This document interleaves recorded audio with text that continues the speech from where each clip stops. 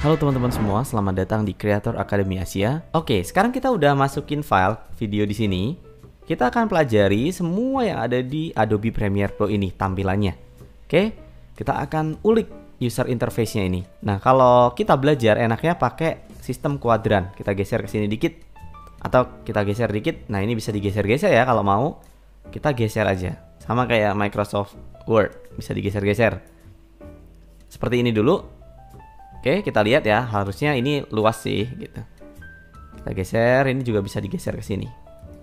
Nah, ini adalah kuadran. Kuadran 1, kuadran 2, kuadran 3, dan kuadran 4. Nah, area 1, 2, 3, 4 ini punya fungsi macam-macam. Misalnya nih, area 4 ya di bagian ini fungsinya untuk menonton pekerjaan yang kita buat.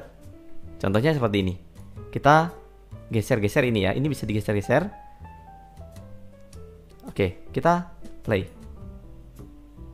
Nah, bisa ngeplay dari sini dan hasilnya kelihatan di sini. Oke, bisa preview dari sini. Sedangkan di kuadran 2 ini adalah timeline-nya atau sequence yang udah kita buat tadi, itu timeline-nya di sini. Nah, timeline ini waktu, ini lapisan. Jadi kalau misalnya kita punya dua video seperti ini, video 1 dan video 2 ya. Sama kita masukin juga ke sini. Oke. Kalau kita masukin, video yang di atas ini akan nutupin yang di bawah. Ke kanan itu waktunya, durasinya. Ke atas itu layer. Layer itu artinya lapisan. Nah, jadi kalau kita klik gini, lalu kita geser, yang nongol adalah video yang ini. Nah, ini bisa digeser-geser. Ngeplay secara manual. Jadi kalau kita lagi nyari nih titik tertentu, misalnya nih, pengen yang bagian sini doang. Nah, bisa digeser ke situ. Atau pengen bagian sini doang. Set, gitu. Bisa digeser. Garis ini menentukan apa yang tampil di sini. Jadi kita, misalnya garisnya kita taruh di sini atau di sini, itu tampilannya beda. Gitu. Nah, tampilan preview ini atau hasil dari kerjaan kita dinamakan dengan program. Nah, lalu di sini ini namanya timeline. Jadi kita gerakin timelinenya untuk ngelihat programnya. Begitu. Selanjutnya adalah apa yang ada di kuadran 1. Nah, kuadran 1 ini isinya macam-macam ya. Sekali lagi, kalau kita ada di kuadran gini, ini juga bisa berisi multiple panel. Panel itu ini. Misalnya kita klik di sini, itu source. Di sini efek, di sini audio, di sini metadata. Kita pilih aja yang efek control karena sering kepake. Nah, sama kayak di sini tadi, ini juga ada media browser, ada info, ada library. Tapi yang paling sering dipakai project. Jadi gampangnya adalah yang sini selalu aktifin efek control, yang kuadran kedua selalu aktifin project, yang kuadran ketiga udah pasti halaman kerja ya, kayak timeline, yang keempat itu pasti previewnya. Nah, seperti itu. Nah, efek control sendiri ini adalah tempat untuk mengatur apa yang ada di sini. Misalnya kita nih ya di efek control itu berisi banyak hal. Seperti ini di sini ada motion. Nah, motion ini mengatur positioning dari apa yang ada di sini. Misalnya kalau motionnya kita ubah, kita klik ya motion, terus angkanya kita ganti, dia akan geser. Nanti kita akan bahas lebih jauh di effects dan efek control. Tenang aja.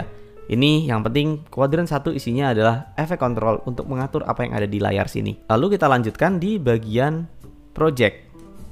Nah, bagian project ini adalah stok dari footage kita. Kalau kita masukin, nah itu masukinnya ke sini, ke project. Nah, project sendiri previewnya bisa macam-macam. Misalnya nih ya, project tuh bisa pakai yang list. Jadi kalian lebih gampang karena ngelihat namanya misalnya. Atau yang kedua, kalian pakai yang view. Nah, view ini lebih ke gambarnya. Gampangnya karena ini bisa langsung tahu, oh ini gambar yang ini gambar yang ini. Jadi misalnya ini gilingan nih. Ini yang bagian nyeduh gitu. Jadi bisa dilihat langsung dari ikonnya. Kembali lagi ke timeline. Timeline itu fungsinya sangat komplit. Banyak hal yang harus dibahas di sini. Misalnya, kita lihat timelinenya. Ini. Nah, kita bisa zoom in timelinenya. Bukan zoom in gambar ya, tapi zoom in timeline. Karena kalau misalnya video seperti ini, kita biasanya lebih pengen detail ngelihatnya. Nah, caranya adalah kita zoom in. Caranya klik Alt, lalu scroll ke atas, maka dia akan ngezoom in di tempatnya. Gitu. Nah, kalau kita di sini juga bisa. Dia akan ngikutin. Di sini ngezoom. Gunanya apa sih? Kalau misalnya kita pengen ngedetail potongannya ya.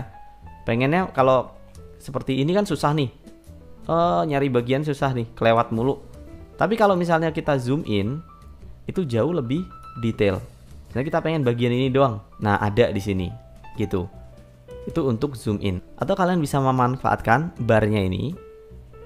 Nah, ini juga bisa dipakai untuk zoom in dan zoom out. Lalu untuk ke atas itu bisa pakai control atau CTRL. Kalau misalnya tampilan kalian udah penuh banget, kalian pengen lihat kayak gini misalnya ya, penuh nih nggak kelihatan nih. Kalian bisa kontrol untuk atas bawahnya. Nah, ini juga fleksibel banget, panelnya bisa diacak-acak gitu.